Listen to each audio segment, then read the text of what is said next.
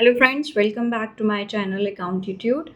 The first question in front of us for the theory is any change in the relationship of existing partners which result in the end of existing agreement and entrance of a new agreement is termed as reconstitution of the partnership firm.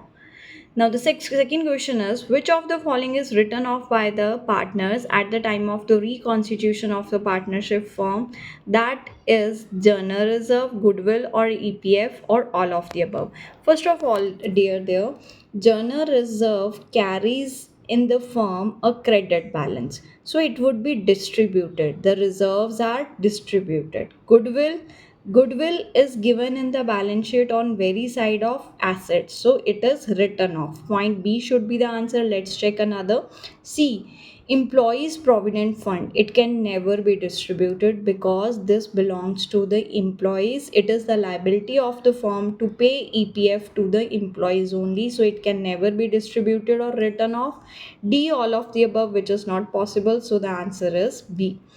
If the profit and loss account balance is given at the time of the admission of the partner, now P&L account is given in the balance sheet. Now question is silent about its being a debit or credit balance. So which kind of balance it would be treated? The answer is credit. Why it is treated as a credit balance? Because profit and loss account means the profits or losses generated by the business.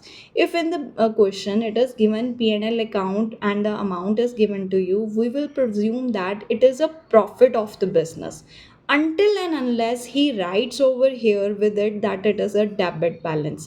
It would be termed as a loss only when it is written. If it is not mentioned, then it would be treated as a credit balance, that is the profit.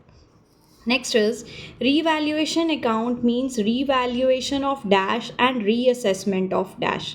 So revaluation account revalue the assets and reassess the liabilities. Next is sacrificing partner is debited when writing off advertisement suspense account.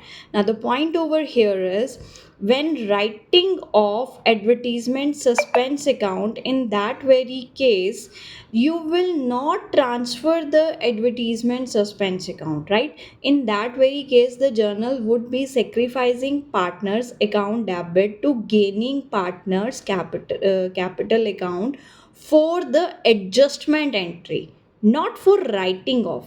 When you need to write it off, that means only the old partner should be debited in their old profit sharing ratio to write off the advertisement suspense account, because in that very case advertisement suspense which carries a debit balance should be credited to close and old partners should be debited. So this is wrong for the case that sacrificing partner is debited to write off. No, old partner.